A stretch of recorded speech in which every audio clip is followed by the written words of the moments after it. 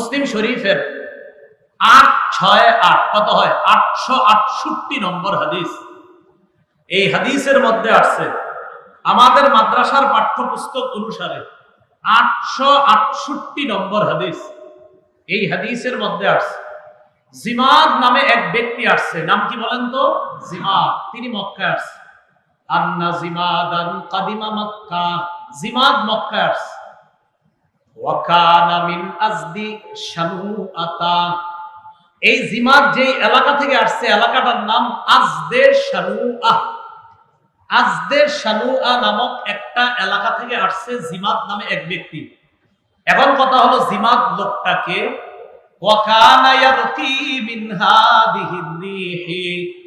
আমরা বলি না তার গায়ে বাতাস লাগছে। এই জিমাদ নামক লোকটা কারো গায়ে বাতাস লাগলে, জিনে আসর করলে, কারো মাথায় পাগলামি থাকলে সে ঝাড়ফুঁক করত। এটা ছিল জিমাদের কাজ। তো জিমাদ আসছে মক্কায়। মক্কায় আসার পর মানুষ সে ঝাড়ফুঁক করে। ওয়াসামিআ সুফাহা মিন মক্কাতা ইয়াকুলুনা ইন্না মুহাম্মাদান মাজনুন। নাউজুবিল্লাহ বলেন। মক্কার একদল নির্বোধের থেকে জিমাদ শুনতে পায়। জিমাদকে ডাক দিয়ে মক্কার একদল নির্বোধ বলে, ও জিমাদ, তুমি তো এই জায়গায় ঝাড়ফুঁক করতে আসছো। আমাদের এই মক্কায় এক ব্যক্তি আসছে, তার নাম হলো মুহাম্মদ। মুহাম্মদ নামক লোকটা পাগল। নাউজুবিল্লাহ বলেন। মুহাম্মদ পাগল, এটা বলছে। আর জিমাদের কাজ কি? যারা পাগল তাদেরকে ঝাড়ে। জিমাদ জবাব দেয়, লাউ আন্নী রাআইতু হাযার রাজুল লাআল্লাল্লাহা ইয়াশফিহি আলা ইয়াদাইয়া। আমি যদি এই লোকটারে দেখতাম তাহলে আমি ঝাড়ে দিতাম, ঝাড়ফুঁক করতাম, আল্লাহ হয়তো আমার হাতে তারে আরোগ্য দান করতেন। এটা কার কথা? জিমাদের কথা। যে তোমরা যারে পাগল কও, এই লোকটার সাক্ষাৎ পাইলে আমি তারে 2-4টা কথা বলে ফু দিতাম, আল্লাহ হয়তো তারে আরোগ্য দান করতেন। বর্ণনাকারী বলেন, ফালাকিয়া, জিমাদ আল্লাহ রসুলের সাথে সাক্ষাৎ করছে। সাক্ষাৎ করার পর আল্লাহ রসুলকে জিমাদ বলতেছে, ইয়া মুহাম্মদ ইন্নী আরতি মিন হাদিহির রিহ। মুহাম্মদ, আমি কিন্তু ঝাড়ফুঁক করি। বান বাতাস কারো গায়ে লাগলে আমি ফু দেই। তোমার গায়েও লাগছে, তুমি পাগল, থাক কিছু মনে করো না, আমি তোমার একটু ফু দিমু। আমি আশাবাদী আল্লাহ আমার হাতে তোমারে আরোগ্য দান করবে, কারণ ইয়াশফিল্লাহু আলা ইয়াদাইয়া মান শাআ। আল্লাহ আমার হাতে যারে ইচ্ছা তারে আরোগ্য দান করে। তো তোমারও এখন ফু দিমু, আল্লাহ চাইলে আরোগ্য দান করবে। এটা আমাদের নবীরে জিমাদ কইছে। আমাদের নবী এই কথা শুই না কি বলছে, যেটা আপনারা প্রায় ওয়াজে আলোচকদের মুখে শুনেন। ফাকালা ইন্নাল হামদালিল্লাহ নাহমাদুহু ওয়া নাস্তাঈনু। কিন্তু ওয়া নাস্তাগফিরুটা এই বর্ণনা নাই।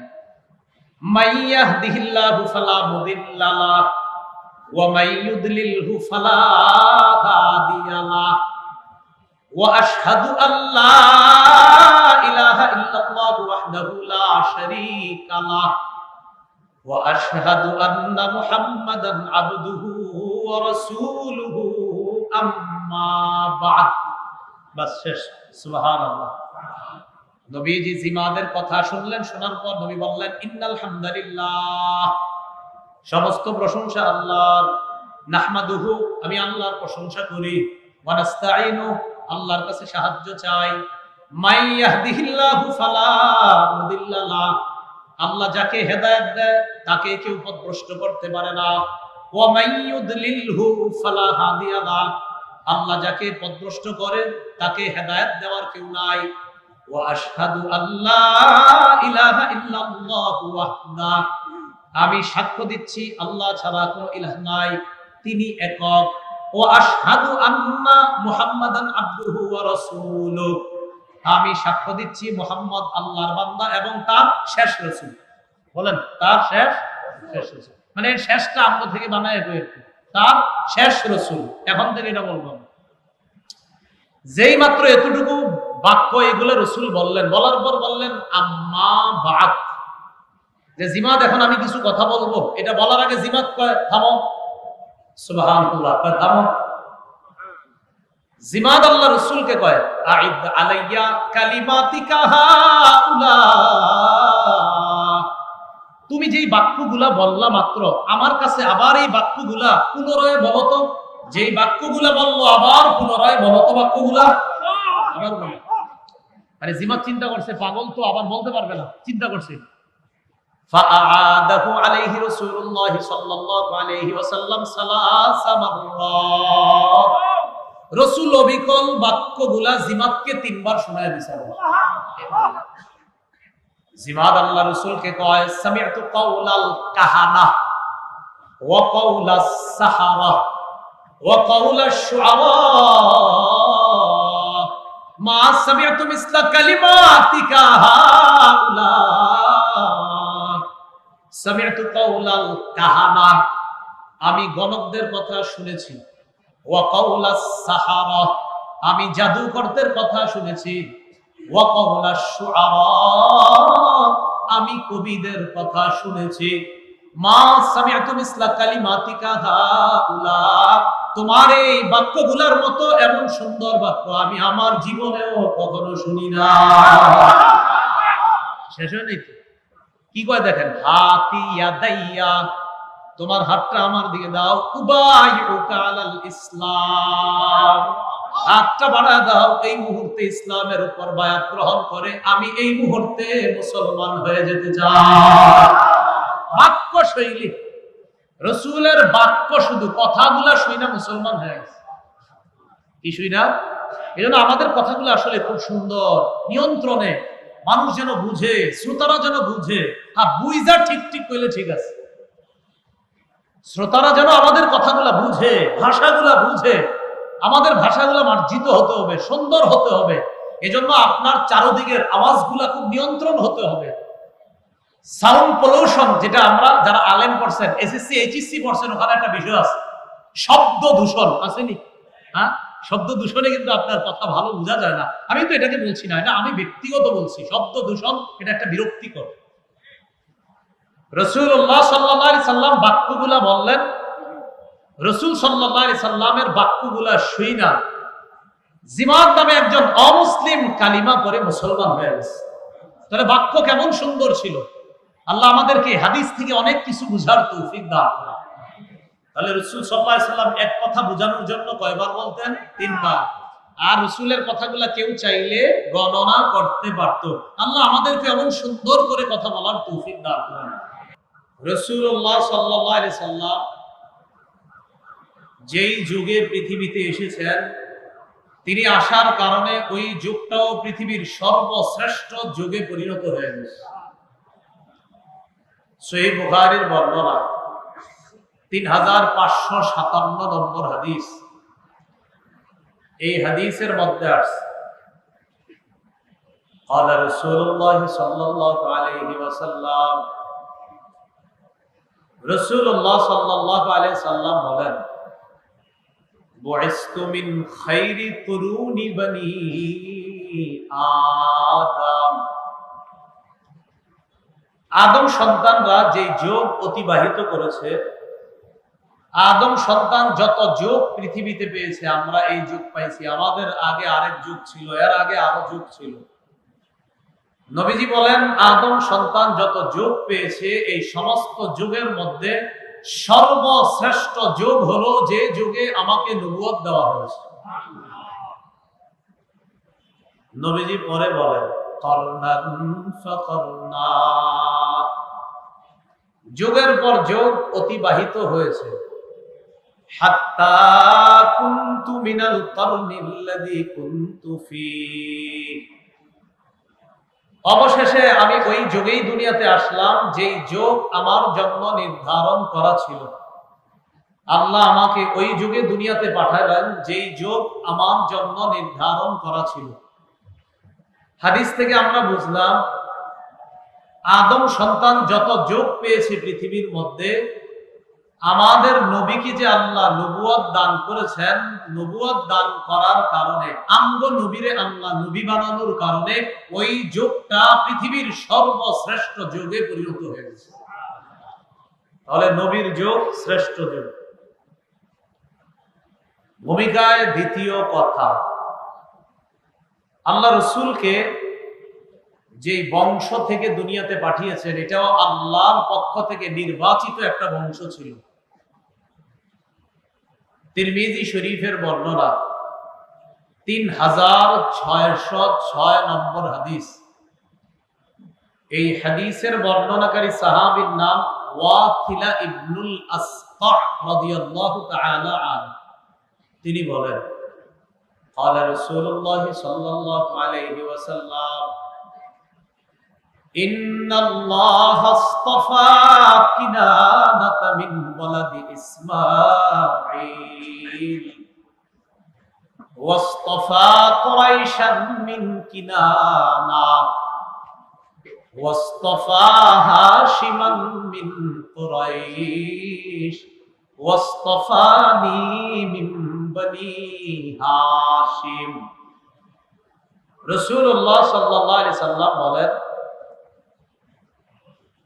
ইসমাইল নবীর বংশধরদের থেকে আল্লাহ কেনানা গোত্রকে নির্বাচন করেছেন। কেনানা গোত্র থেকে আল্লাহ কুরাইশ গোত্রকে নির্বাচন করেছেন। কুরাইশ বংশধরদের থেকে আল্লাহ হাশিমি বংশ গোত্রকে নির্ধারণ করেছেন। আর আমি নবী মুহাম্মদকে আল্লাহ বনি হাশেম থেকে নির্বাচন করেছেন। তাহলে ভূমিকা 1 নাম্বার জানলাম, নবীর যোগ শ্রেষ্ঠ যোগ। 2 নাম্বার জানলাম, নবী যেই বংশের, এই বংশ আল্লাহর থেকে নির্বাচন করা বংশ। ভূমিকার 3য় কথা, নবী পৃথিবীতে সর্বোচ্চ মর্যাদার অধিকারী বংশ থেকেই দুনিয়াতে এসেছেন। সহিহ বুখারীর 7 নম্বর হাদিস, লম্বা হাদিস, হাদিসের অংশ বিশেষ শুনবো আমরা। আবু সুফিয়ান রাদিয়াল্লাহু তাআলা আনহু তখনও মুসলমান হননি। মুসলমান হওয়ার আগে আবু সুফিয়ান রাদিয়াল্লাহু তাআলা আনহু তখন ইসলামের প্রধান শত্রু। বাদশা হিরাক্লিয়াসের কাছে নবীর চিঠি গেছে, ইসলামের দাওয়াত দিয়ে বাদশা হিরাক্লিয়াসকে নবী চিঠি লিখলেন। রাসূলুল্লাহ সাল্লাল্লাহু আলাইহি সাল্লামের চিঠি পাওয়ার পর বাদশা হিরাক্লিয়াস বলল, এখানে কি মক্কার কেউ আছে যাদের কাছ থেকে নবী মুহাম্মদের ব্যাপারে আমি জানতে পারি? বাদশার দরবারের লোকেরা জানাইল, আরবের মক্কার একদল ব্যবসায়ী এসেছে এখানে। ব্যবসায়ীদের প্রধান যে, তার নাম আবু সুফিয়ান, আপনি বললে তাকে ডাকতে পারি। বাদশা হিরাক্লিয়াসের দরবারে আবু সুফিয়ান রাদিয়াল্লাহু তাআলা আনহু, যিনি তখনও মুসলমান হননি, তাকে এবং তার ব্যবসায়ী কাফেলাকে ডাকা হলো। আবু সুফিয়ান এবং তার ব্যবসায়ী কাফেলাকে বাদশার দরবারে বসানো হলো। বুখারীতে একদম শুরুর দিকে হাদিসটা। বাদশার একজন দোভাষী বলা হয়, যিনি বাদশার কথাগুলা আবু সুফিয়ানকে বুঝিয়ে দিবে আর আবু সুফিয়ানের কথাগুলা বাদশাকে বুঝিয়ে দিবে। এর মানে দোভাষী বাদশার ভাষাও জানতেন, আবু সুফিয়ানের ভাষাও জানতেন, বুঝতেন। বাদশা দুভাষীর মাধ্যমে আবু সুফিয়ানকে অনেকগুলা প্রশ্ন করছে। প্রশ্ন করার আগে আবু সুফিয়ানের পিছনে যারা বসা, তাদেরকে বাদশা বললেন, আবু সুফিয়ানকে এখন যা যা প্রশ্ন করব, যদি মিথ্যা কথা বলে ফাকাযযিবুহু, তোমরা তাকে মিথ্যাবাদী সাব্যস্ত করবা যে আবু সুফিয়ান তোমার এই কথাটা সত্য না। মজার ব্যাপার কি জানেন? ইসলামের প্রধান শত্রু হওয়ার পরেও আমাদের নবীর ব্যাপারে যতগুলা প্রশ্ন করছে আবু সুফিয়ানকে, নবীর ব্যাপারে আবু সুফিয়ান সমস্ত প্রশ্নের জবাব সঠিক জবাব দিয়েছে। এর মধ্যে একটা প্রশ্ন ছিল, যেই নবী তোমাদের কাছে আইসা নবুয়ত দাবি করেছে, তার বংশ কেমন? আবু সুফিয়ানকে বাদশা বললেন, সালতুকা আন নাসাবিহি, আমি তোমাকে নবী মুহাম্মদের বংশের ব্যাপারে জিজ্ঞাসা করেছিলাম। ফাযাকারতা আন্নাহু যু নাসাবিন, তুমি জবাব দিয়েছো সে সম্ভ্রান্ত বংশের লোক। আবু সুফিয়ান, তুমি কি জানো ওয়াকাযালিকা রুসুলু তুবআসু ফি নাসাবি কওমিহা, যারা রসুল হয়, যারা নবী হয়, প্রকৃত পক্ষে যারা রসুল আর নবী হয় তাদেরকে সম্ভ্রান্ত বংশ থেকেই পাঠানো হয়। কি শিখলাম? রাসূলুল্লাহ সাল্লাল্লাহু আলাইহি সাল্লাম যে বংশ থেকে আসছেন এটা সম্ভ্রান্ত বংশ, শ্রেষ্ঠ একটা বংশ। ভূমিকায় ৪ নাম্বার কথা, রাসূলুল্লাহ সাল্লাল্লাহু আলাইহি সাল্লামের ৫টা নাম আছে নির্বাচিত, প্রসিদ্ধ, অর্থবহ। কয়টা নাম? ৫টা। সহিহ বুখারীর বর্ণনা ৩৫৩২ নম্বর হাদিস। এই হাদিসের মধ্যে আছে قال رسول الله صلى الله عليه وسلم لي خمسة أسماء أنا محمد وأحمد وأنا الماحي الذي يمحو الله بالكفر وأنا الحاشر الذي يحشر الناس على قدمي وأنا العاقب। রাসূলুল্লাহ সাল্লাল্লাহু আলাইহি সাল্লাম বলেন, আমার ৫টি নাম আছে। ১ নাম্বার, আমার নাম মুহাম্মদ। মুহাম্মদ অর্থ হলো যার প্রশংসা করা হয়, যিনি প্রশংসিত। সুবহানাল্লাহ। বলেন তো আপনারা, মুহাম্মদ অর্থ কি? যিনি প্রশংসিত, যার প্রশংসা করা হয়। ২ নম্বর, ওয়া আহমদ, আমার নাম আহমদ। আহমদ মানে অধিক প্রশংসাকারী। নবীজি আল্লাহর সবচেয়ে বেশি প্রশংসা করতেন। ৩ নম্বর, ওয়া আনাল মাহি আল্লাযী ইয়ামহুল্লাহু বিল কুফরা, আমি হলাম মাহি, আমার নাম মাহি। মাহি মানে মুছে দেওয়া। আল্লাহ আমার মাধ্যমে কুফর আর শিরককে মুছে দিবেন, পৃথিবী থেকে দূর করে দিবেন। ৪ নাম্বার, আনাল হাশিরুল্লাযী ইউহশারুন নাস আলা কাদামাইয়া, আমার নাম হাশির, আমার চারপাশে কিয়ামতের ময়দানে মানুষকে সমবেত করা হবে একটা। অন্য হাদিসে আসছে আনা আউয়ালু মা ইউহশার, কবর থেকে সর্বপ্রথম হাসরের মাঠে আমাকে উপস্থিত করা হবে। আরেকটা হতে পারে হাসের মানে আমার আশেপাশে মানুষ ইমানদারদেরকে জমায়েত করা হবে। ৫ নাম্বার, আনাল আতিব, আমি সর্বশেষ আগমনকারী নবী। কি বললাম? আমি সর্বশেষ। তাহলে আমাদের নবী শেষ নবী। বলেন তো, আমাদের নবী, তারপরে আর কোনো কি নাই? নবী নাই। এই কথাটা কিন্তু মনে রাখবেন।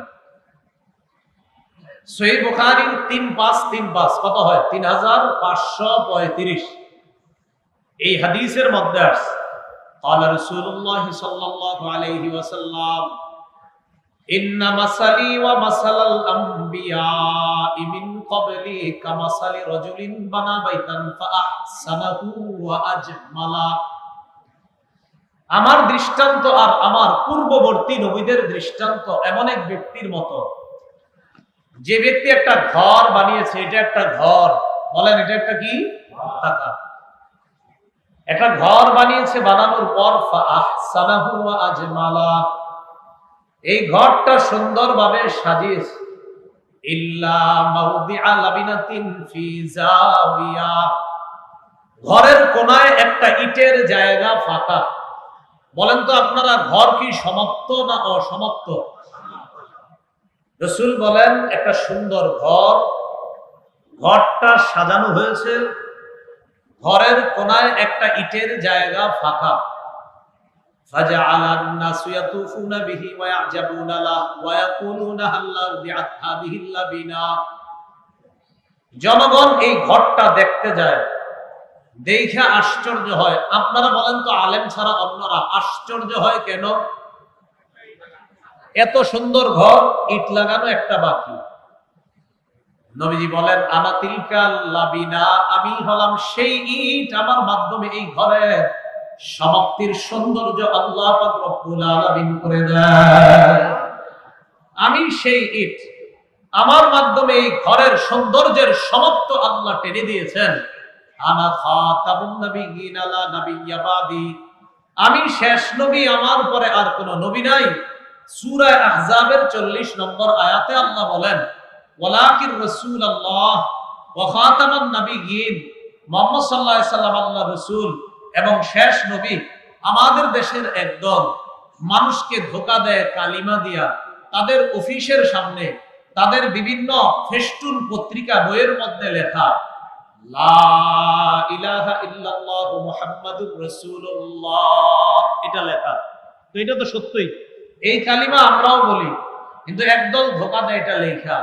তাদের কি যদি বলেন মুহাম্মদ সাল্লাল্লাহু আলাইহি সাল্লাম আল্লাহর নবী মানেন, তারা বলে হ্যাঁ মানি।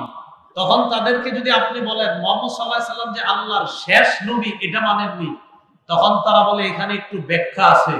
ইমাম গাজালি বলেন মুহাম্মদ সাল্লাল্লাহু আলাইহি সাল্লাম শেষ নবী, খাতামুন নাবিয়্যিন, এই আয়াতের যে অংশটা, এই অংশে ব্যাখ্যার কোনো সুযোগ নাই। মুহাম্মদ সাল্লাল্লাহু আলাইহি সাল্লামের পরে আর কোনো নবী নাই, ব্যাখ্যার কোনো সুযোগ নাই। মুহাম্মদ সাল্লাল্লাহু আলাইহি সাল্লামের পরে আর কোনো নবী নাই। উদাহরণ মনে রাখতে হবে। তো রাসূল বলেন আমার নাম আকিব, আমি সর্বশেষ আগমনকারী। তাহলে বলেন তো আমাদের নবীর পরে কি আর কোনো নবী আছে? তাহলে বাচ্চাদেরকে এখন থেকে শিখাইবেন এইভাবে, আল্লাহ ছাড়া কোনো ইলাহ নাই। মুহাম্মদ সাল্লাল্লাহু আলাইহি সাল্লাম আল্লাহর বান্দা ও রাসূল, আমরা ছোটবেলা বক্তব্যে শিখছি। এখন থেকে বাচ্চাদেরকে একটু বাড়ায়া শিখাইবেন, মুহাম্মদ সাল্লাল্লাহু আলাইহি সাল্লাম আল্লাহর বান্দা এবং শেষ রাসূল, এটা শিখাইবেন। বলেন মুহাম্মদ সাল্লাল্লাহু আলাইহি সাল্লাম আল্লাহর বান্দা এবং শেষ, বলেন কি রাসূল? শেষ, এটা শিখাইবেন। কারণ এই শেষ শব্দটা দিয়া একদল আপনাদেরকে ধোঁকা দিতে পারে। কারণ আমাদের দেশের একটা দল যারা লা ইলাহা ইল্লাল্লাহ মুহাম্মাদুর রাসূলুল্লাহ লেখে, তারা কিন্তু আমাদের নবীরে নবী মানে, কিন্তু শেষ নবী মানে না। আমাদের নবীকে যে শেষ নবী না মানবে সে কাফের, তাদের অনুসারী যারা হবে সবাই কাফের।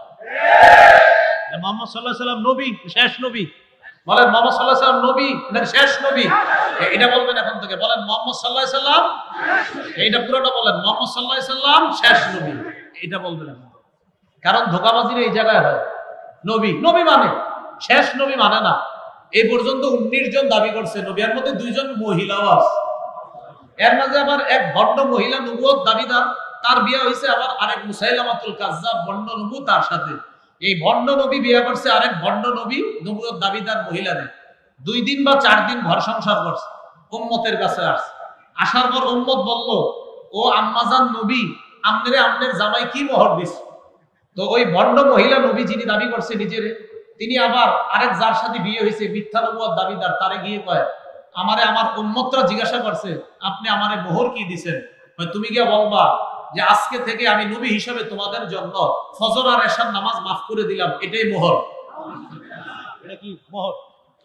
যাই এটা আমার আলোচ্য বিষয় না, এটা নিয়ে আমার লম্বা আলোচনা আছে। এই 19 জন মিথ্যা নবী নিয়ে আলোচনা আছে। তো এখানে বলতেছে কি যে আমি হইলাম তোমাদের মা আর আমি নবী, তো উম্মত হিসাবে মোহর হইলো ফজর আর এশা দণ্ড পড়া লাগবে। চিন্তা করছেন নি? করেন ঘরের সৌন্দর্যর ইট কি আর বাকি আছে? তো এই 19 জনের রাখবো কই? হ্যাঁ, নাউজুবিল্লাহ, পড়েন নাউজুবিল্লাহ। তাহলে আল্লাহ ছাড়া কোনো ইলাহ নাই। মুহাম্মদ সাল্লাল্লাহু আলাইহি সাল্লাম আল্লাহর বান্দাও হ্যাঁ শেষ রাসূল বা শেষ নবী। এখন থেকে এইভাবে বলবো আমরা। রাসূল বলেন আমার 5টা নাম। এই ভূমিকা 4 নম্বরে জানলাম রাসূলের 5টা সুন্দর নাম আছে। এই কথাগুলো জানার পর এবার আমরা কোরআনের সূরা কলাম, এই সূরার 4 নম্বর আয়াতে দেখি আল্লাহ কি বলেন। আল্লাহ রাব্বুল আলামিন বলেন ওয়া ইন্নাকা লাআলা খুলুকিন আযীম।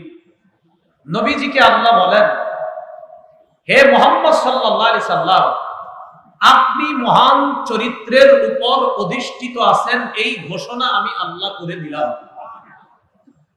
এখন যারা নাকি নাস্তিক বা আমাদের নবীর চরিত্র নিয়ে কথা বলেন, তাদেরকে বলবেন নাস্তিক ভাইয়া, আপনাকে যে আল্লাহ বানিয়েছেন আমাদের নবীকেও ওই আল্লাহ বানিয়েছেন। আল্লাহ পাক রব্বুল আলামিন পবিত্র কোরআনে ঘোষণা করে দিয়েছেন হাবিব আপনি মহান চরিত্রের উপর অধিষ্ঠিত আছেন। নাস্তিক ভাইয়া, আপনি যদি এটা মানেন কপাল ভালো, না মানেন কপাল খারাপ, কিন্তু আমার নবীর চরিত্র সেরা। এটা নবীরে যিনি বানাইছে তিনিও বলছে, আপনারা যিনি বানাইছে তিনিও বলছে। আমার নবীর চরিত্র সেরা। নাস্তিকরে বানাইছে কে? আল্লাহ আপনারা আসতে মানে নাস্তিকরা আল্লাহ বানায় নাই, চুপ করেছেন কিলে একমতই তো আপনারা এখন আল্লাহ বিশ্বাস করে না, নাস্তিকরে বানাইছে কে? চুপ থাকেন কেন? এরাও তো মনে করে যে আল্লাহ বানায় নাই, নাস্তিকরে আল্লাহ বানাইছে, তো আল্লাহই তো সৃষ্টি করছে। এটা মাথায় রাখবেন এই কথা। মহান নবী সাল্লাল্লাহু আলাইহি সাল্লামকে আল্লাহ বললেন আপনি মহান চরিত্রের উপর অধিষ্ঠিত আছেন। খুব মনোযোগ দিয়ে শুনেন। সহিহ বুখারীর বর্ণনা 3559 নম্বর হাদিস, 3559 3559 এই হাদিসের মধ্যে আছে লাম ইয়াকুন রাসূলুল্লাহ সাল্লাল্লাহু আলাইহি ওয়াসাল্লাম ফাহিশা, আল্লাহর রাসূল অশ্লীল ভাষী ছিলেন না, ওয়ালা মুতাফাহিশা, আল্লাহর নবী অসৎ আচরণকারী ছিলেন না। এই অনুবাদটা মন দিয়ে শোনেন, একটু কথা আছে এই জায়গায়। বলেন আল্লাহ রাসূল কি ছিলেন না? অশ্লীল ভাষী। বলেন কি ভাষী? নবীজি অশ্লীল ভাষা ব্যবহার করতেন না। ওয়ালা মুতাফাহিশা, নবীজি অসৎ আচরণ করতেন না। ওয়া কানা ইয়াকুলু ইন্না মিন খিয়ারিকুম আহসানাকুম আখলাকা, নবীজি বলতেন তোমাদের মধ্যে সবচেয়ে উত্তম ওই ব্যক্তি যার চরিত্র, যার আখলাক সবচেয়ে সুন্দর। বলেন তো আমাদের মাঝে সবচেয়ে উত্তম ব্যক্তিকে যার আখলাক সবচেয়ে সুন্দর। এবার আসেন অনুবাদের শুরু দিকে। রাসূল কি ছিলেন না? অশ্লীল ভাষী ছিলেন না। 2 ওয়ালা মুতাফাহিশা, রাসূল অসৎ আচরণকারী ছিলেন না। একটা দুঃখের বিষয়, এই মাইকের সামনে বৈশা আহলে হক উলামায়ে কেরামদের বিরোধিতা যারা করে, তারা যখন দলিলে না পারে তখন হাজার হাজার লাখ লাখ অনুসারীদের সামনে বৈশা দলিল দিতে না পাইরা সর্বশেষ কয়েক লক্ষ টাকার চ্যালেঞ্জ দিয়া মুখের ভাষাটা খারাপ করে আমাদের আকাবিরদের নাম নিয়ে নিয়ে লাখ লাখ মানুষের সামনে অশ্লীল ভাষায় আমাদের মুরব্বীদেরকে গালাগালি করে। কেউ যদি বলে আমি আশিকে রাসূল, কি বলেন? কেউ যদি বলে আমি কি, তো কোন আশিকে রাসূলের মুখের ভাষা কি অশ্লীল হতে পারে? কারণ রাসূল কি ছিলেন না? অশ্লীল ভাষী ছিলেন না। কোন আশিকে রাসূল কি অসৎ আচরণকারী হতে পারে? কারণ রাসূল সাল্লাল্লাহু আলাইহি ওয়াসাল্লাম অসৎ আচরণকারী ছিলেন না। আমি এইখানে যারা আছেন এই সিরাতুন নবী মাহফিল থেকেও বলি, আমরাও তাদের প্রতিবাদ যখন করব, সাবধান কখনো যেন আমাদের মুখের ভাষা খারাপ না হয়। কারণ মুখের ভাষা খারাপ হওয়া এটা বেদাতীদের ঐতিহ্য সূত্রে পাওয়া একটা স্বভাব। মুখের ভাষা খারাপ। ওই যে আমার আগে হুজুর আলোচনা করছে না মুফতি আহমদ সাহেব, এই আবু সাইদ মুজাফফর কাউকারি যার মৃত্যু 630 হিজরিতে, এই বেটায় সর্বপ্রথম আবুল খাত্তাব ওমর ইবনে দিহিয়া যার মৃত্যু 633 হিজরিতে, তার মাধ্যমে 604 হিজরিতে ইরাকের মসুল শহরে রাসূলুল্লাহ সাল্লাল্লাহু আলাইহি সাল্লামের আনুষ্ঠানিকভাবে জন্মদিন পালন করা শুরু করে। আমার এটা বলা উদ্দেশ্য হলো এই যে আবুল খাত্তাব হুজুরটা, তার ব্যাপারে ইবনে হাজার আসকালানী লিসানুল মিজান নামক কিতাবে লেখে এই লোকটা কেমন ছিল? খবিসুল লিসান, তার মুখের ভাষা ছিল খারাপ। কাসীরুল ওয়াকিআতি ফিল আইম্মাতি ওয়াস সালাফ মিনাল উলামা, অতীতের বড় বড় ইমামদের ব্যাপারে সে খারাপ মন্তব্য করত। খবিসুল লিসান, তার ভাষা ছিল খারাপ। শাদীদুল কিবরি, প্রচন্ড অহংকারী ছিল। মুতাহাবিনা, এই লোকটা অলস ছিল। তাহলে বলেন তো বেদাতের আবিষ্কারক যে হযরত, তার মুখের ভাষা কি ছিল? এই জন্য দেখবেন বর্তমান যুগেও যারা বেদাতি হয় তারা দলিল না পারলে সর্বশেষ তাদের মুখের ভাষাটা খারাপ হয়। এই জন্য রাসূলুল্লাহ সাল্লাল্লাহু আলাইহি সাল্লামের আশিক যারা, তাদের মুখের ভাষা কখনো খারাপ হবে না, তারা অসৎ আচরণকারী হবে না। আল্লাহ আমাদের সকলকে অশ্লীল ভাষা ব্যবহার করা, অসৎ আচরণ করা থেকে আমাদেরকে হেফাজত করেন। তিরমিজি শরীফের একটা হাদিস শুনি, 1162 নম্বর হাদিস।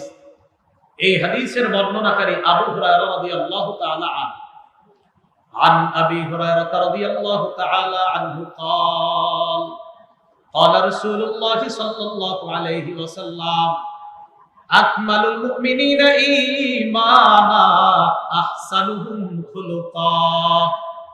আল্লাহ নবী বলেন সবচাইতে কামেল মুমিন, বলেন কি মুমিন?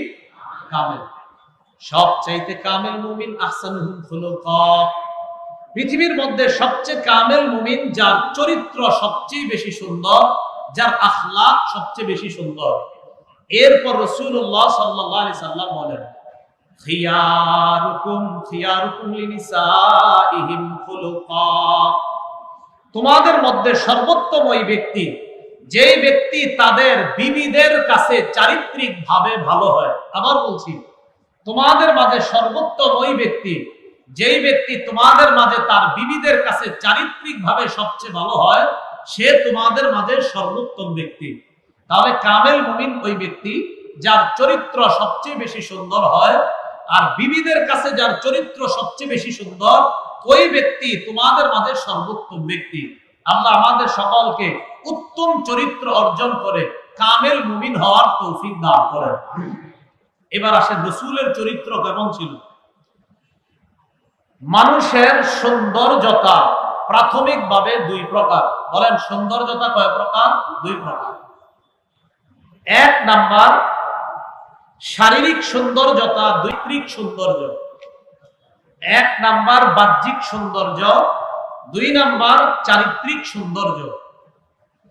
বাহ্যিক সৌন্দর্যের আরবি হলো হুসনে সুরত, চারিত্রিক সৌন্দর্যের আরবি হলো হুসনে সিরত। হুসনে সুরত মানে হলো বাহ্যিক সৌন্দর্য, হুসনে সিরত অর্থ হলো আপনার চারিত্রিক সৌন্দর্য। রাসূলুল্লাহ সাল্লাল্লাহু আলাইহি সাল্লাম বাহ্যিক সৌন্দর্য এবং চারিত্রিক সৌন্দর্য উভয় সৌন্দর্যে পৃথিবীর মাঝে সবচাইতে শ্রেষ্ঠ মানুষ ছিলেন। এক, রাসূল বাহ্যিকভাবে সবচেয়ে সুন্দর ছিলেন। দুই নাম্বার, চারিত্রিক সৌন্দর্যতায় রাসূল সাল্লাল্লাহু আলাইহি সাল্লাম সবচেয়ে বেশি সুন্দর ছিলেন। রাসূলুল্লাহ সাল্লাল্লাহু আলাইহি সাল্লামের বাহ্যিক সৌন্দর্যতা কেমন ছিল একটু মন দিয়ে শুনেন। সহিহ বুখারীর বর্ণনা, 3547 নম্বর হাদিসের বর্ণনা। عن انس بن مالك رضي الله تعالى عنه قال, আনাস রাদিয়াল্লাহু তাআলা আনহুর বর্ণনা, তিনি বলেন, কানা রাসূলুল্লাহ সাল্লাল্লাহু আলাইহি ওয়াসাল্লাম রাবআতাম মিনাল কওম, রাসূলুল্লাহ সাল্লাল্লাহু আলাইহি সাল্লাম মাঝারি গড়নের ছিলেন, মধ্যম মানের ছিলেন। লাইসা বিত-তাবিলি ওয়ালা বিল কাসীর, রাসূলুল্লাহ সাল্লাল্লাহু আলাইহি সাল্লাম বেশি লম্বা ছিলেন না, আবার বেশি খাটো ছিলেন না।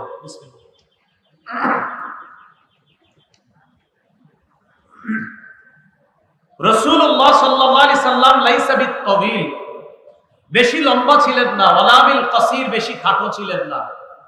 আযহারাল্লাউনি, নবীজি গোলাপি কালারের সুন্দর ছিলেন। কি কালার সুন্দর? গোলাপি। লাইসা বিআবিয়াদা আমহাকা, ধবধবে সাদা ছিলেন না। ওয়ালা বিআদামা, আবার একেবারে মাটির কালারের ছিলেন না, তামাট বর্ণের ছিলেন না। তাহলে রাসূল সাল্লাল্লাহু আলাইহি সাল্লাম একবারে মাটি এমনও ছিলেন না, আবার একবারে ধবধবে সাদা এমনও ছিলেন না। বরং নবীরে দেখলে মনে হতো রাসূলের শরীর মোবারকটা একটা লাল লাল ভাব, এমন গোলাপি কালারের সুন্দর ছিলেন রাসূল। এটাকে বলা হয় আযহারাল লাউন। এরপরে আনাস রাদিয়াল্লাহু তাআলা আনহু বলেন, লাইসা বিজাদিন কাতিতিন, রাসূলের চুলগুলা অধিক কোকড়ানো ছিল না। ওয়ালা বিসাবতিন রাজিলিন, রাসূলের চুলগুলা একদম লম্বা খাড়া সোজা ছিল না। তাহলে চুলগুলা একবারে কোকড়ানো ছিল না, আবার একবারে লম্বা সোজা এমন ছিল না। অন্য বর্ণনা আসছে রাসূলের চুলগুলা এমন ছিল, ঢেউ খেলতো, যেমন দেখলে মনে হতো এমন ঢেউ খেলতেছে রাসূলের চুলগুলা। তাহলে বেশি কোকড়ানো ছিল না, আবার বেশি লম্বা ছিল না। তাহলে রাসূলুল্লাহ সাল্লাল্লাহু আলাইহি সাল্লামের চুলগুলা কোকড়ানো ছিল না, লম্বাও ছিল না। রাসূল বেশি লম্বা ছিলেন না, একবারে খাটো ছিলেন না। আবার রাসূল সাল্লাল্লাহু আলাইহি সাল্লামের গায়ের রং ধবধবে সাদাও না, আবার একবারে তামাট বর্ণেরও না, বরং অনেকটা লাল লাল ভাব গোলাপি কালারের সৌন্দর্য আল্লাহ রাসূলকে আল্লাহ দান করেছেন। হযরত আনাস বলেন, উনজিলা আলাইহি ওয়া হুয়া ইবনু 40 সানা, নবীর বয়স যখন 40, তখন তাকে কোরআন দেওয়া হয়। অর্থাৎ 40 বছর বয়সে আল্লাহ রাসূলের উপর কোরআন নাযিল করা হয়। ফালাবিসা বিমাক্কাতা 10 সিনিনা ইউনজালু আলাইহি, মক্কায় অবস্থান করলেন 10 বছর, তখনও তার উপর কোরআন নাজিল হতো। ওয়াবিল মাদিনাতি 10 সিনিনা, মদিনায় অবস্থান করলেন 10 বছর, তখনও কোরআন নাজিল হতো। তাহলে মক্কায় অবস্থান করলেন 10 বছর, তখনও কোরআন নাজিল হতো। মদিনায় অবস্থান করলেন 10 বছরের কিছু বেশি, মানে হলো আপনার 13 বছর, তখনও কোরআন নাজিল হতো। হাদিসে 10 বলা হয়েছে এই কারণে, আরবরা সাধারণত আপনার ওই মাঝখানের যে সংখ্যাগুলা এইগুলা বলতো না, এই জন্য 61, 62, 63 যে 13 বছর, অর্থাৎ মদিনার 13 বছর, ওই ভাঙা অংশটা না বইলা বলতেন মদিনায় 10 বছর। আসলে রাসূল মদিনায় ছিলেন কয় বছর? 13 বছর। এরপরে হযরত আনাস বলেন, وقبض وليس في رأس رسول الله صلى الله عليه وسلم ولا لحيته 20 شعرة بيضاء। রাসূলুল্লাহ সাল্লাল্লাহু আলাইহি সাল্লাম 13 বছর মদিনায় থাকার পর যখন ইন্তেকাল করলেন, তখন রাসূলের চুল আর দাড়ির মাঝে 20টা সাদা চুলও পাওয়া যায় নাই। এর মানে আল্লাহ রাসূল সাল্লাল্লাহু আলাইহি সাল্লামের চুলের বেশিরভাগ অংশ ছিল কালো, দাড়ির বেশিরভাগ অংশ ছিল কালো। ইন্তেকালের সময় 20টা সাদা চুল, 20টা সাদা দাড়ি, মানে মোট মিলায়া 20টা সাদা চুল পাওয়া যায় নাই। দাড়ি আর চুল মিলায়া 20টা পাওয়া যায় না। এরপরে হযরত আনাসের ছাত্র রবিআ বলেন, রাআইতু শা'রাম মিন শা'রিহি, আল্লাহ রাসূল সাল্লাল্লাহু আলাইহি সাল্লামের একটা চুল আমি দেখছি, ফাইদা হুয়া আহমার, এই চুলটা ছিল অনেক লাল। আমি রাসূলের একটা চুল দেখছি, চুলটা ছিল অনেক লাল। আমি হযরত আনাসকে প্রশ্ন করলাম যে এই চুল লাল কেন? হযরত আনাস জবাব দিলেন, ইহমাররা মিনাত তিবি, রাসূল সুগন্ধি ব্যবহার করার কারণে এই চুলটা লাল হয়ে গেছে। তাহলে রাসূল সাল্লাল্লাহু আলাইহি সাল্লামের চুল, চেহারা মুবারক, শরীরের গঠন খুব সুন্দর ছিল। সহিহ বুখারীর বর্ণনা 3552 নম্বর হাদিস। এই হাদিসের বর্ণনাকারী সাহাবী নাম হলো বারা ইবনে আযিব রাদিয়াল্লাহু তাআলা আন। সুইলাল বারা ইবনে আযিব রাদিয়াল্লাহু তাআলা আন, বারা ইবনে আযিবকে জিজ্ঞাসা করা হলো, আকানা ওয়াজহু রাসূলিল্লাহ সাল্লাল্লাহু আলাইহি ওয়াসাল্লাম মিসলাস সাইফ, রাসূলের চেহারা কি তরবারির মতো লম্বা ছিল? বারা ইবনে আযিব জবাব দিলেন, বাল মিসলাল কমার, নবীর চেহারা মুবারক চাঁদের মতো ছিল। সুবহানাল্লাহ। জিজ্ঞাসা করলো, রাসূলের চেহারা মুবারক কি তরবারির মতো? জবাব দিলেন, না, রাসূলের চেহারা মুবারক চাঁদের মতো ছিল। সহিহ বুখারীর বর্ণনা 3556 নম্বর হাদিস। এই হাদিসের বর্ণনাকারী আব্দুল্লাহ ইবনে কাব ইবনে মালিক রাদিয়াল্লাহু তাআলা আনহু। রাসূলের একজন সাহাবী ছিলেন কাব ইবনে মালিক। তাবুক যুদ্ধের সময় আল্লাহ রাসূলের 3 জন সাহাবী তাবুক যুদ্ধে যায় নাই। না যাওয়াটা তাদের জন্য অপরাধ ছিল। এই 3 জনের মধ্যে একজন হলেন কাব ইবনে মালিক রাদিয়াল্লাহু তাআলা আনহু। তার ছেলে আব্দুল্লাহ ইবনে কাব বলেন, সামি'তু কাব ইবনে মালিক রাদিয়াল্লাহু তাআলা আন ইউহাদ্দিসু ওয়া হুয়া ইয়াতাখাল্লাফু আন গাজওয়াতি তাবুক ওয়া ফি রিওয়ায়া হিনা তাখাল্লাফা আন তাবুকা। আমার আব্বা কাব ইবনে মালিক, যিনি তাবুক যুদ্ধে অংশগ্রহণ করেন নাই, আমার আব্বা বর্ণনা করলেন, নবী আমাদের সাথে কথা বলেন না, সাহাবীদেরকে কথা বলতে নিষেধ করে দিয়েছে। লম্বা সময় অতিবাহিত হয়ে গেছে, আমার সাথে নবী কথা বলে না, কেউ কথা বলে না। একদিন আমাদের 3 জনের ব্যাপারে আল্লাহ কোরআনের আয়াত নাজিল করে জানায় দিয়েছে নবীরে, আমাদের 3 জনের তওবা আল্লাহ কবুল করে নিয়েছে। আমি রাসূলের কাছে আসলাম। আসার পর ফালাম্মা সাল্লামতু আলা রাসূলিল্লাহি সাল্লাল্লাহু আলাইহি ওয়াসাল্লাম, আমি আল্লাহ রাসূলকে একটা সালাম দিলাম। সালাম দেওয়ার পর দেখলাম হুয়া বরকু ওয়াজহুহু মিনাস সুরুর, আল্লাহ রাসূলকে আমি যখন সালাম দিলাম, আমি দেখলাম আনন্দে রাসূলের চেহারা মোবারক ঝলঝল করতেছে, আনন্দ। ফাকানা রাসূলুল্লাহ সাল্লাল্লাহু আলাইহি ওয়াসাল্লাম ইদা সুররা ইস্তানারা ওয়াজহুহু, স্বাভাবিকভাবে আল্লাহ রসুল যখন আনন্দ হইত তখন রসুলের চেহারা মুবারক আনন্দে উদ্বেলিত হতো, আনন্দে ঝলঝল করত যখন তিনি আনন্দিত হতেন। আল্লাহ নবী যখন আনন্দ হইত তার চেহারার মধ্যে যখন আনন্দের ছাপ দেখা যাইত, চেহারা মুবারক দেখলে মনে হইতো কান্নাহু কিতাতু কামার, যেন একটা চাঁদের টুকরা। রসুলের চেহারাটাকে মনে হইতো যেন একটা চাঁদের টুকরা। কুন্না নারিফু যালিকা মিনহু, আমরা রসুলের চেহারা মুখ মন্ডলের অবস্থা দেখে বুঝতাম যে রসুল হাসলে মনে হইতো যেন চাঁদের টুকরা আমাদের সামনে ঝলঝল করতেছে। এই ছিল রসুলের বাহ্যিক সৌন্দর্যতা। হযরত আনাস কি বলেন দেখেন, সহিহ বুখারীর বর্ণনা 3561 নম্বর হাদিস। عن أنس بن مالك رضي الله تعالى عنه قال ما مسست ريحا ولا ديباجا ألين من كف رسول الله صلى الله عليه وسلم। হযরতে আনাস বলেন, নবীর হাতের চাইতে এত নরম কোন রেশমের কাপড় আমি জিন্দেগিতে ধরি নাই, নবীর হাত এত নরম ছিল। ওয়ালা শামিমতু রিহান আও আরফান মিন রিহি আও আরফি রাসূলিল্লাহি সাল্লাল্লাহু আলাইহি ওয়াসাল্লাম, রাসূলের শরীর থেকে যে ঘ্রাণ বের হইতো এই ঘ্রাণের চাইতে পৃথিবীর আর কোন সুগন্ধি আমার নাকে আমি কখনো পাইনি। এই ছিল রাসূল সাল্লাল্লাহু আলাইহি সাল্লামের দেহের বর্ণনা। রাসূলের চরিত্র কেমন ছিল ভালো করে শুনবেন। আমি আপনাদের সামনে এখন কি করতেছি, কথা বলতেছি। শুরু করি রাসূল কিভাবে কথা বলতেন দেখেন। সহিহ বুখারীর 95 নম্বর হাদিস। কানা রাসূলুল্লাহ সাল্লাল্লাহু আলাইহি ওয়াসাল্লাম ইদা তাকাল্লামা সালাসান হাত্তা ইউফহামা আন ওয়া ফি রিওয়ায়া তুফহামা আন। রাসূলুল্লাহ সাল্লাল্লাহু আলাইহি সাল্লাম যখন কোন কথা বলতেন 3 বার কথা বলতেন যেন রাসূলের কথা সঠিকভাবে বোঝা যায়। এক কথা কয়বার বলতেন? 3 বার, যেন কথা সঠিকভাবে বোঝা যায়। ওয়া ইযা আতা আলা কওমিন সাল্লামা আলাইহিম সালাসা, নবী যখন কোন সম্প্রদায়ের কাছে আসতেন তখন 3 বার সালাম দিতেন। পিছন থেকে আসতে আসতে সালাম দিতে দিতে মজলিসে প্রবেশ করতেন। তাহলে বলেন তো রাসূল আস্তে আস্তে এক কথা কয়বার বলতেন? বুঝানোর জন্য 3 বার বলতেন।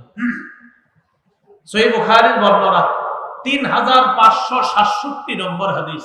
দেখেন আমার সাথে, এখানে কত? এখানে এখানে এখানে এবার আমার কথা বলেন। আপনারা কয়টা বাক্য হলো? একটা। কেমন কয়টা হলো? 2টা। আছেন কয়টা হলো? এবার আমি বলি আপনারা কয়টা বাক্য হলো? একটা। কেমন কয়টা হলো? 2টা। আছেন কয়টা হলো? আগে বলেন না কয়টা হলো। আমার বলার বিষয়ে মনে করবেন না আমি আবার কোনো ঘটনা শোনাবো, পরে একটা হাদিস করব। বলেন, এই যে বললাম আপনারা কয়টা বাক্য হলো? কেমন কয়টা হলো? আছেন কয়টা হলো? 3টা। সহিহ বুখারী 3567 নম্বর হাদিস।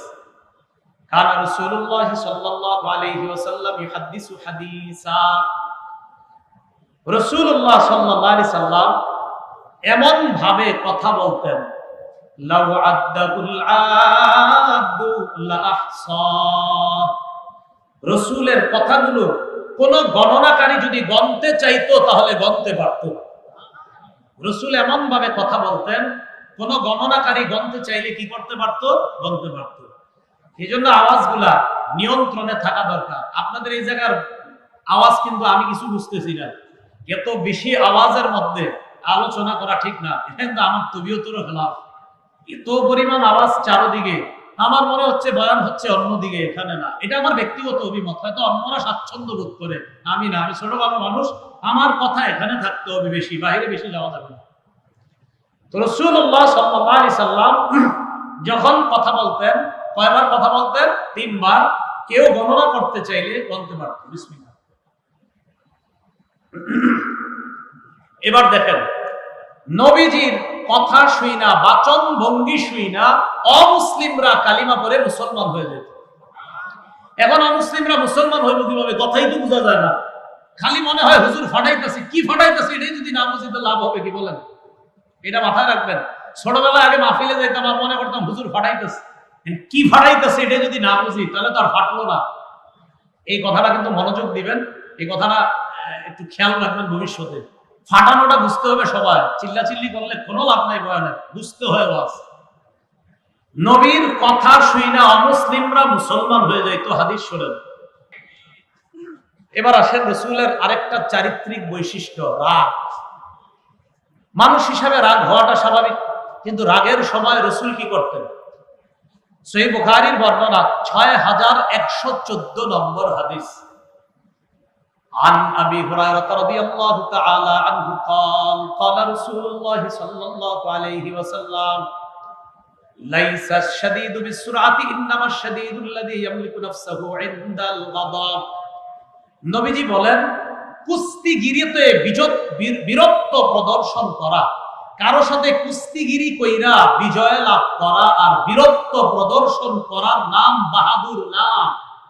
ইন্নামা শাদীদুল্লাযী ইয়ামলিকু নাফসাহু ইনদাল গাদাব, রাগের সময় নিজেরে নিয়ন্ত্রণ করতে পারা হলো প্রকৃত বাহাদুরের পরিচয়। নবীজি কি বললেন? বীরত্ব প্রদর্শন কইরা কুস্তি লাইগে আরেকজনকে হারায়া দেওয়া, এটা প্রকৃত বীরের পরিচয় না। রাগের সময় যে নিজেরে নিয়ন্ত্রণ করতে পারে, নবী বলেন আমি তাকে এই পৃথিবীর সর্বশ্রেষ্ঠ বীর বাহাদুর বলে ঘোষণা করলাম। তাহলে রাগের সময় নিয়ন্ত্রণ করা। রাসূল একবার গনিমতের মাল বন্টন করছে, বন্টন করার পর এক ব্যক্তি কি কয় নবী ইনসাফ করে নাই, নাউজুবিল্লাহ বলেন। এক সাহাবী কথাটা শুনে ফেলছে, শুনে রাসূলের কাছে গেছে, যাওয়ার পর বললেন ইয়া রাসূলুল্লাহ, আপনি নাকি ইনসাফ করেন নাই। নবীজি সাল্লাল্লাহু আলাইহি সাল্লাম একটু রাগ হয়ে গেলেন, খুব রাগ হয়েছে, কিন্তু নবী রাগ হওয়ার পরেও ধৈর্য ধারণ করলেন। ধৈর্য ধারণ করে বললেন লাকাদ কুদিয়া মূসা, ইতিপূর্বে মূসারেও কষ্ট দেওয়া হয়েছে, মূসা নবীকে কষ্ট দেওয়া হয়েছে। ফাসাবারা, মূসা নবীরে আরো অনেক কথা বইলা কষ্ট দেওয়া হয়েছে, তিনি ধৈর্য ধারণ করেছে। আমি না হয় তার এই কথাটা শুই না, ধৈর্য ধারণ করলাম। তো এখানে বিষয়টা বোঝার হলো, নবীরে বলছে নবী ইনসাফ করে নাই। আল্লাহর নবী যদি ইনসাফ না করে দুনিয়াতে ইনসাফ করবে কে বলেন? রাসূলের চাইতে শ্রেষ্ঠ ইনসাফকারী পৃথিবীতে আসে নাই, আসবেও না। সহিহ বুখারীর বর্ণনা 6115 নাম্বার হাদিস। এই হাদিসের বর্ণনাকারী সাহাবীর নাম সুলাইমান ইবনে সুরত, সদ্দিয়া সুরত। এই সুলাইমান ইবনে সুরত তার থেকে বর্ণনা, তিনি বলেন ইস্তাব্বা রাজুলান ইনদা নবী সাল্লাল্লাহু আলাইহি ওয়াসাল্লাম ওয়া নাহনু ইনদাহু জুলুস। আল্লাহ নবীর সামনে দুই ব্যক্তি ঝগড়া লাগছে, একজন আরেকজনকে গালি দেয়, নাউজুবিল্লাহ। নবীর সামনে একজন আরেকজনকে গালি দেয়। সাহাবীরা বলেন আমরা আল্লাহ নবীর সামনে বসা। ইস্তাব্বা আহাদুহুমা সাহিবাহু মুগদাবা, একজন আরেকজনকে গালি দেয় রাগান্বিত অবস্থায়।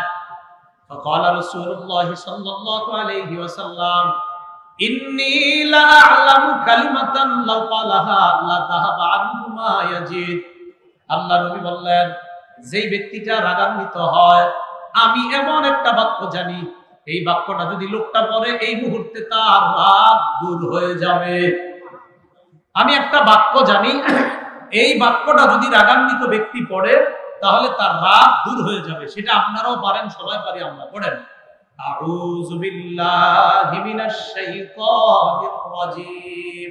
কেউ রাগ হইলে পাশে গিয়ে বলবেন আউযু বিল্লাহি মিনাশ শাইতানির রাজীম, আউযু বিল্লাহি মিনাশ শাইতানির রাজীম। খাড়া থাকলে বসায়া দিবেন, বসায়া রাগ না থামলে পানির কাছে নিয়ে যাইবেন, ওযু করাইবেন, ওযুতে না থামলে হাউজে ধাক্কা মারবেন। থামবে হাউজে ধাক্কার কথা আসে নাই হাদিসে, এটা আমি কইলাম আর কি। ওযু করলে রাগ দমন হয় কেন? রাসূল বলেন আল গদবু মিনাশ শায়তান, রাগ হলো শয়তানের পক্ষ থেকে। শয়তান হলো আগুনের তৈরি, আগুনকে নিবানোর জন্য পানির প্রয়োজন। তোমাদের কেউ যখন রাগ হয় সে যেন ওযু করে, ওযু পানি দিয়ে করে, আর পানি আগুনকে নিভায়া দেয়। যে ব্যক্তি রাগ হবে তারে ওযু করায় দাও, তাহলে শয়তানের থেকে আগুন নামক যে রাগ আসছে, এই ওযুর পানি ওই রাগকে নিভায়া দেবে। তাহলে রাসূলের আরেকটা আখলাক শিখলাম, চরিত্র, রাগের সময় দমন করা। বলেন রাগের সময় কি করা? দমন করা। তৃতীয় আরেকটা, রাসূল হাসতেন, মুস্কি হাসি দিতেন। বলেন কি হাসি দিতেন? মুস্কি হাসি দিতেন। আমরা মুস্কি হাসি দেইনি, মাঝে মাঝে তো আমরা পুরো ফাটায় ফেলি, ঠিক না? অট্ট হাসি দিয়ে যে ঠিক না, মুস্কি হাসি সর্বোচ্চ দাঁত দেখায় হাসা যাবে, তবে বেশি অট্ট হাসি না। রসুলের দাঁত দেখা যায় তো মাঝে মাঝে, কিন্তু বেশিরভাগ সময় মুস্কি হাসতেন। সহিহ বুখারীর বর্ণনা 6089 নম্বর হাদিস। এই হাদিসের মধ্যে আসছে عن جرير بن عبد الله رضي الله تعالى عنه قال ما حجبني رسول الله صلى الله عليه وسلم منذ أسلمت। আমি ইসলাম গ্রহণ করার পর আল্লাহ নবী কখনো আমারে আড়াল করেন নাই। এর মানে ইসলাম গ্রহণ করার পর আমি নবীর কাছে গিয়েছি আর রাসূল কখনো পর্দা ফালায়া দিছে, আমার সাথে সাক্ষাৎ দেয় নাই, এমন হয় নাই। ইসলাম গ্রহণ করার পর আমি যতবার নবীর কাছে গিয়েছি ততবার সাক্ষাৎ পাইছি। পরে কি করে দেখেন, ওয়ালা রাআনি ইল্লা তাবাসসামা ফি ওয়াজহি। ইসলাম গ্রহণ করার পর নবী আমার দিকে যতবার তাকিয়েছে ততবার একটা মুস্কি হাসি দিছে। রাসূল আমার দিকে যতবার তাকিয়েছে ততবার একটা মুস্কি হাসি দিছে। কোন সাহাবী? জারির ইবনে আব্দুল্লাহ। এই সাহাবী বলেন, রাসূলের দিকে যতবার তাকাইছি ততবার একটা মুস্কি হাসি আমি পাইছি। এজন্য আমি আমার ছেলের নাম রাখছি জারির। কি নাম রাখছি? ওই যে রাসূল কখনো মুস্কি হাসি ছাড়া এর দিকে তাকায়নি, এজন্য জারির। আমার পোলার নাম কি? জারির। মুস্কি হাসি দিছে সবসময় জন্য। 4 নাম্বার, রাসূল কান্না করতেন। কোরআন তেলাওয়াতের সময় রাসূল সাল্লাল্লাহু আলাইহি সাল্লাম কান্না করতেন। সহিহ বুখারীর বর্ণনা 5050 নাম্বার হাদিস, মানে 5050 কত হয়? 5050। عن عبد الله بن مسعود رضي الله تعالى عنه قال قال رسول الله صلى الله عليه وسلم اقرأ علي। আব্দুল্লাহ ইবনে মাসউদ বলেন, রাসূল আমারে বললেন, তুমি আমাকে কোরআন পড়ে শোনাও। আব্দুল্লাহ ইবনে মাসউদ জবাব দেয়, আকরাউ আলাইকা ওয়া আলাইকা উনজিলা।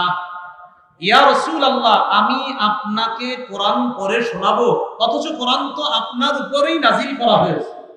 নবীজি বললেন, ইকরা আলাইয়া, তুমি কোরআন পড়ে শোনাও।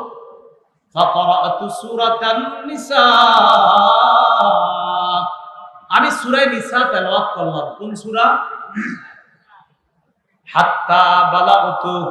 সূরা নিসা তেলাওয়াত করতে করতে এই আয়াতের মধ্যে বুঝলাম, ফাকাইফা ইযা জিনা মিন কুল্লি উম্মাতিন বিশাহীদ ওয়া জিনা বিকা আলা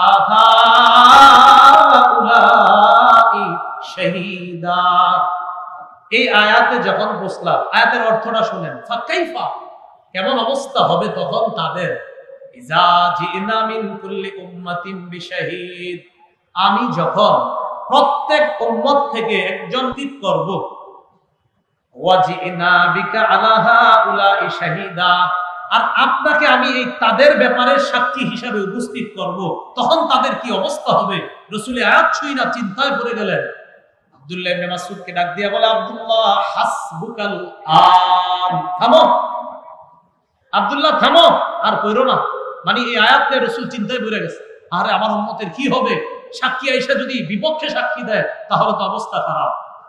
আব্দুল্লাহ ইবনে মাসউদ বলেন, ফালতাফাততু ইলাইহি, আমি রাসূলের দিকে তাকাইলাম, তাকায় দেখলাম ফাইদা আইনাহু তাজরিফান, আল্লাহর নবীর চোখের দিকে তাকায় দেখলাম দুই চোখ থেকে অশ্রু প্রবাহিত হয়, রাসূল কান্না করতেছে। তাহলে কোরআন তেলাওয়াতের সময় কান্না করা, কিছু কিছু আয়াতের চিন্তা ফিকির করা, জাহান্নামের ব্যাপারগুলো চিন্তা করে কান্নাকাটি করা, এটা রাসূলের জীবনের অন্যতম একটা সুন্দর আখলাক, অন্যতম একটা সুন্দর চরিত্র। 5 নাম্বার আরেকটা বিষয়, সেটা হলো রাসূলুল্লাহ সাল্লাল্লাহু আলাইহি সাল্লাম দুই বিষয়ে যখন তাকে ইচ্ছাধিকার দেওয়া হতো তিনি সহজটা গ্রহণ করতেন। এই একটা বিষয় কঠিন, আর একটা সহজ। তো নবীরে যদি বলা হয়তো আপনি দুইটার কোনটা নিবেন, তো যেটা সহজ এটা গ্রহণ করতেন, যদি এটা গুনাহের কাজ না হইতো। সহিহ বুখারীর বর্ণনা 3560 নম্বর হাদিস। এই হাদিসের মধ্যে আছে, মা খুইরা রাসূলুল্লাহ সাল্লাল্লাহু আলাইহি ওয়াসাল্লাম বাইনা আমরাইনি ইল্লা আখাযা আইসারাহুমা। আল্লাহ রাসূলকে যখন দুটি বিষয়ের স্বাধীনতা দেওয়া হতো তিনি দুইটার মধ্যে সবচেয়ে সহজ যেটা এটা গ্রহণ করতেন। মা লাম ইয়াকুন ইসমা, ওই কাজটা যদি গুনাহের কাজ না হইতো, ফাইদা কানা ইসমান কানা আবআদান নাসি মিনহু, ওই কাজ যদি গুনাহের হইতো তাহলে গুনাহের কাজ থেকে আল্লাহ রসুল সবচেয়ে বেশি দূরত্ব অবলম্বন করতেন। দেখে আপনারা বলেন তো, একটা কাজ দুইটা কাজ, এটা কঠিন এটা সহজ, রসুল দুইটার মধ্যে কোনটা গ্রহণ করতেন? সহজটা। শর্ত যদি সহজ কাজটা কি না হয়, গুনাহের না হয়। এটা রসুলের আরেকটা স্বভাব ছিল। এজন্য আমরা চলার পথে দেখবো সহজ কোনটা কঠিন কোনটা, এগুলোর মধ্যে সহজ বিষয়টা আমরা অবলম্বন করার চেষ্টা করব। আল্লাহ তৌফিক দান করেন। যেমন আমি বেশি দূরে মাহফিলে যাই না, আমার জন্য কঠিন হয়, কাছে বয়ান করলে আমার জন্য সহজ হয়। এটা তো রসুলের সুন্নত। কথা কি বুঝছেন নি আপনারা? এই কথাগুলো সবসময় বুঝেন। আল্লাহ বুঝার তৌফিক দান করেন। 4টা পর্যন্ত ক্লাস কইরা এরপরে জেনে সহজ হয়ে যাওয়াটা, এটা গ্রহণ করা রসুলের সুন্নত। এটা মানুষ 4টা পর্যন্ত ক্লাস করবে, করার পর তিনি দেখবে সহজ কোনটা, তো এটা তিনি গ্রহণ করবে। এটা তো রসুলের সুন্নাত। আল্লাহ আমাদের বুঝার তৌফিক দান করেন। এইগুলো আপনার 5 নাম্বার রসুলের একটা স্বভাব চরিত্র। 6 নাম্বার আরেকটা জানি, ইয়াদাতুল মারিজ, অসুস্থ ব্যক্তিকে দেখতে যাওয়া। সহিহ বুখারীর 1356 নম্বর হাদিসের বর্ণনা। عن أنس بن مالك رضي الله تعالى عنه قال كان غلام يهودي يخدم رسول الله صلى الله عليه وسلم। মজার একটা হাদিস। একজন ইহুদি বালক রাসূলের খেদমত করতেন। একজন ইহুদি বালক রাসূলের খেদমত করতেন। তো রাসূলের খেদমত যিনি করতেন, ইহুদি ছেলেটা, একটা ছোট ছেলে আর কি, ইহুদি রাসূলের খেদমত করত। ফামারিদ, অসুস্থ হয়ে গেছে। রাসূলুল্লাহ সাল্লাল্লাহু আলাইহি সাল্লাম ফাআতাহু রাসূলুল্লাহ সাল্লাল্লাহু আলাইহি ওয়াসাল্লাম ইয়াউদু। ইহুদি ছেলেটাকে আল্লাহ রাসূল দেখতে আসলেন, কারণ ছেলেটা আল্লাহ রাসূলের খেদমত করত। আসার পর আল্লাহ নবী তার পাশে বসলেন। বসার পর তার দিকে তাকায় বললেন, আসলিম, তুমি মুসলমান হও। কি বললেন? তুমি মুসলমান হও, ইসলাম গ্রহণ করো। ছেলেটা চিন্তা করে, আমি কি মুসলমান হব? নাযারা ইলা আবিহি, বাপের দিকে তাকাইছে। বাপ কি কয়? যেই মাত্র বাবার দিকে তাকাইছে, বাবা বুঝছে আমার ছেলে চায় আমার অভিমত। বাবা আমার নজরের দিকে তাকাইছে, ছেলের নজরের দিকে তাকায় কয়, আতিয়া আবুল কাসেম সাল্লাল্লাহু আলাইহি সাল্লাম, মুহাম্মদ সাল্লাল্লাহু আলাইহি সাল্লাম যেটা বলতেছে এটা গ্রহণ করে নাও। ছেলেটা মুসলমান হয়ে গেছে। فخرج النبي صلى الله عليه وسلم وهو يقول الحمد لله الذي أنقذه من النار। নবী ঘর থেকে বের হতে হতে বললেন, সমস্ত প্রশংসা আল্লাহর, যে আল্লাহ এই ছেলেটাকে জাহান্নাম থেকে মুক্তি দিয়ে দিয়েছে। তাহলে এখানে আরেকটা জিনিস জানলাম, অসুস্থ ব্যক্তি খোঁজ খবর নেওয়া। প্রতিবেশী যদি অমুসলিম হয়, কখনো অসুস্থ হয়ে যায়, আর তারে দেখার মতো যদি কেউ না থাকে, আমাদের কর্তব্য তারও খবর নেওয়া, যে তার অসুস্থতার মুহূর্তে তাকে সেবা শুশ্রূষা হয়েছে কিনা, ঠিক মতো ডাক্তারের কাছে তাকে নেওয়া হয়েছে কিনা। আমরা মুসলমান প্রতিবেশী হলেও এটা দেখা আমাদের দায়িত্ব কর্তব্য। আরেকটা বৈশিষ্ট্য শুনি রাসূলুল্লাহ সাল্লাল্লাহু আলাইহি সাল্লাম। কারো কাছে তো রুমাল নাই, রুমাল থাকলে দেন যাইতো। মাশাআল্লাহ, এই দেখেন, এই তাকান তাকান, আমার গলায় রুমালটা না। আচ্ছা, এবার শুনেন, সহিহ বুখারীর হাদিস শুনেন, 6088 নম্বর হাদিস। রাসূলুল্লাহ সাল্লাল্লাহু আলাইহি সাল্লাম ধৈর্যের পাহাড় ছিলেন। কিসের পাহাড়? ধৈর্যের পাহাড়। এটা আমাদেরকে গ্রহণ করা উচিত। রাসূলুল্লাহ সাল্লাল্লাহু আলাইহি সাল্লামের কাছে একটা চাদর আসছে নাজরান থেকে। কোত্থেকে? নাজরান। عن أنس بن مالك رضي الله تعالى عنه قال আনাস রাদিয়াল্লাহু তাআলা আনহুর বর্ণনা, এক ব্যক্তি, গ্রাম্য ব্যক্তি নবীর কাছে আসছে।